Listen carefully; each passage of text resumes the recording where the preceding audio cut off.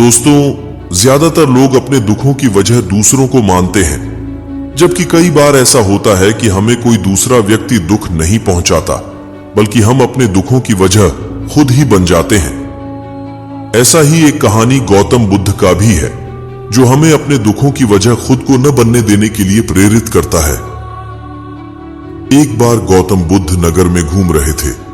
तभी बुद्ध ने सुना कि उस नगर में रहने वाले कुछ लोग बुद्ध को बुरा भला कह रहे हैं और बद्दुआएं दे रहे हैं। ऐसा इसलिए हुआ क्योंकि उस नगर में रहने वाले कुछ बुद्ध विरोधियों ने आम नागरिकों के मन में ये बात बिठा दी थी कि गौतम बुद्ध एक ढोंगी व्यक्ति हैं और ये उनके धर्म को भ्रष्ट कर रहे हैं। इस वजह से उस नगर में रहने वाले लोग बुद्ध को पसंद नहीं करते थे और उनको अपना दुश्मन मानते थे। गौतम बुद्ध ने जब नगरवासियों के इन उलाहनों को सुना तो वह एक कोने में शांति के साथ खड़े हो गए और उनकी बुरी बातों को आराम से सुनते रहे। इस दौरान बुद्ध ने कोई प्रतिक्रिया नहीं दी।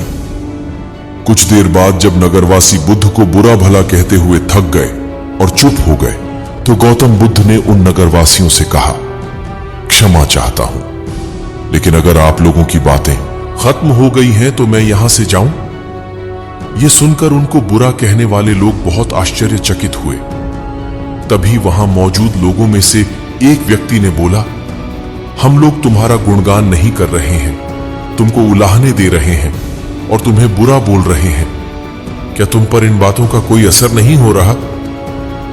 उस व्यक्ति की बात का जवाब देते हुए गौतम बुद्ध ने कहा, आप सब चाहें मुझे कितनी भी गालियां दें या कितना भी बुरा कहें, मैं इन्हें खुद पर नहीं लूंगा, क्योंकि मैं जानता हूं कि मैं कुछ गलत नहीं कर रहा। इसलिए इन बातों को जब तक मैं स्वीकार नहीं करता, तब तक इनका मुंह पर कोई असर नहीं होगा। गौतम बुद्ध ने आगे कहा, जब मैं इन गालियों और बुराइयों को अपने ऊपर लूंगा ही नहीं, तो ये निश्चित तौर पर आपके पास ही रह जाएंगी और मुझ पर असर नहीं करेंगी।